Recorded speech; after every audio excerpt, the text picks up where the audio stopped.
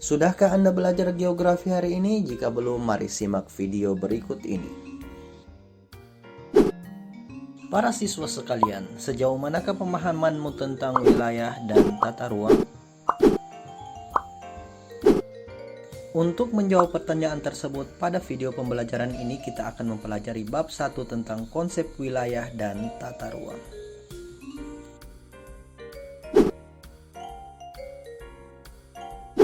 Tahukah Anda bahwa wilayah Indonesia menyimpan beragam potensi yang dapat dimanfaatkan bagi kehidupan para penduduknya? Keanekaragaman kondisi fisik dan manusia di setiap daerah mampu memberi nilai tambah bagi pengembangan potensi wilayah tersebut. Nah, keanekaragaman potensi wilayah mampu menciptakan hubungan saling melengkapi dan mempererat persatuan bangsa Indonesia. Pasti kalian bertanya, apa sih pentingnya kita mempelajari wilayah dan tata ruang? Di poin 1, kita akan membahas tentang wilayah dan pewilayahan.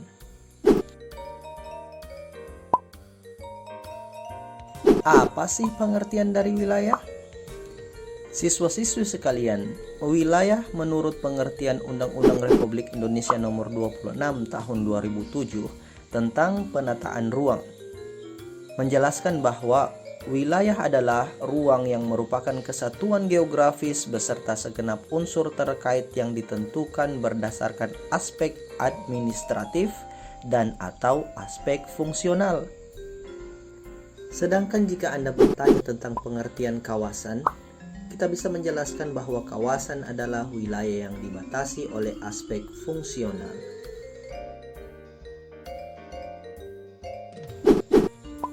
Penjelasan singkatnya adalah proses penentuan suatu wilayah berdasarkan kriteria tertentu disebut pewilayahan.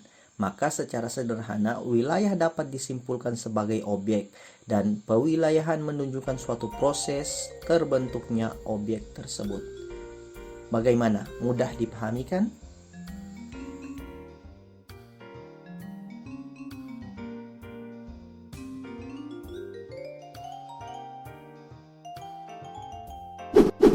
Selanjutnya kita akan membahas tentang pengertian kawasan.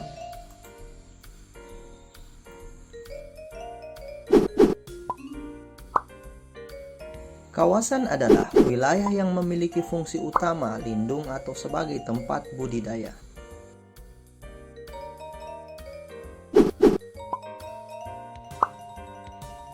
Secara umum, pembagian wilayah dapat kita bagi menjadi 3 jenis, yaitu wilayah formal, wilayah fungsional, dan wilayah vernakular. Apa saja pengertian ketiga wilayah ini? Mari kita bahas satu persatu. Yang pertama adalah wilayah formal atau uniform region.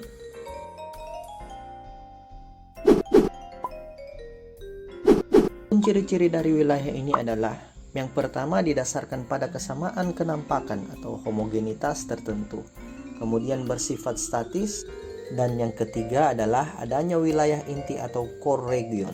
Wilayah ini sebagai wilayah yang pertama kali berkembang, tetapi wilayah ini bukan merupakan pusat interaksi dengan wilayah lainnya. Sebagai contoh, jika kita meninjau wilayah formal melalui objek, kita dapat melihat objek fisik wilayah tersebut, yaitu wilayah hutan-hujan tropis, wilayah pegunungan Kars. Kemudian ditinjau dari objek non-fisik, kita dapat melihat wilayah suku Sunda dan wilayah kerajinan batik. Selanjutnya, kita menggunakan konsep batasan. Kita dapat menggunakan batasan yang jelas seperti aliran sungai, jaringan jalan, ataupun puncak pegunungan. Selanjutnya, jika melihat tentang batasan yang samar, kita dapat menggunakan batas wilayah pedesaan atau batas administrasi. Selanjutnya ada wilayah fungsional atau nodal region.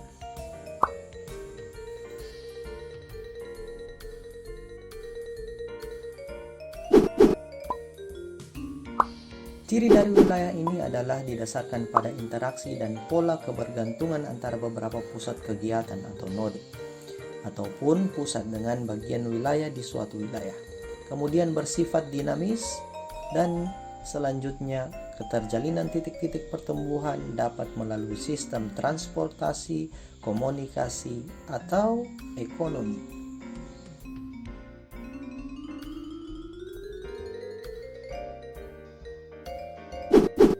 Nah, jika ditanyakan apa sih unsur-unsur penting dari wilayah fungsional? Unsur-unsur penting dari wilayah ini adalah yang pertama, terjadinya pergerakan dari segi barang ataupun ide. Kemudian adanya pusat pertemuan arus yang terorganisir, wilayah yang makin meluas, dan adanya rute dalam arus pertukaran barang atau ide.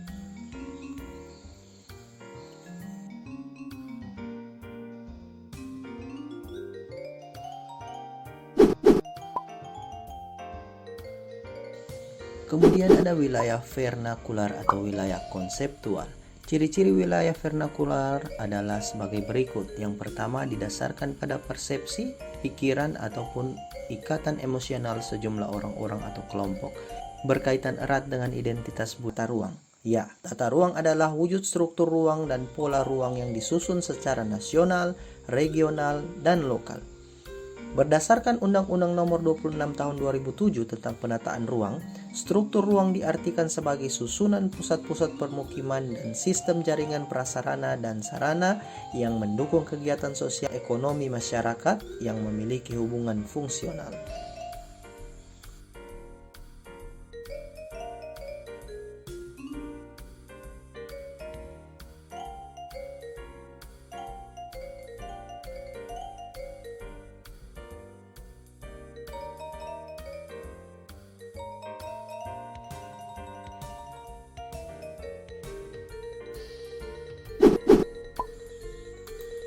Nah, selanjutnya, adapun istilah-istilah penting yang harus kita ketahui tentang tata ruang adalah pola ruang. Pola ruang adalah distribusi peruntukan ruang dalam suatu wilayah yang meliputi fungsi lindung dan fungsi budidaya. Kemudian, penataan ruang. Penataan ruang adalah suatu sistem proses perencanaan tata ruang, pemanfaatan ruang, dan pengendalian pemanfaatan ruang.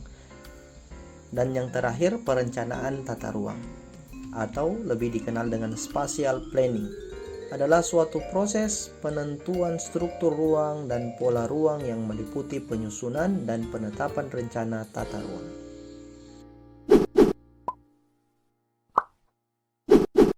Harus kita ketahui bersama bahwa penataan ruang memiliki banyak manfaat bagi pembangunan. Adapun manfaat-manfaat tersebut yaitu yang pertama, meningkatkan kepercayaan investor pada daerah yang memiliki penataan ruang yang matang. Kemudian yang kedua, menjaga iklim investasi agar pembangunan berjalan sesuai kebutuhan penduduk setempat. Yang ketiga, mengakomodasi kebutuhan penduduk di suatu daerah dengan menciptakan lingkungan aman dan nyaman. Manfaat yang selanjutnya, mencegah risiko kerusakan lingkungan melalui efisiensi proses pembangunan. Sahabat guru channel sekalian, sekian video pembelajaran singkat tentang wilayah dan tata ruang. Terima kasih sudah menonton video ini. Jangan lupa untuk terus mendukung channel Sahabat Guru dengan cara like, share, comment, and subscribe jika dirasa video ini memberikan banyak manfaat.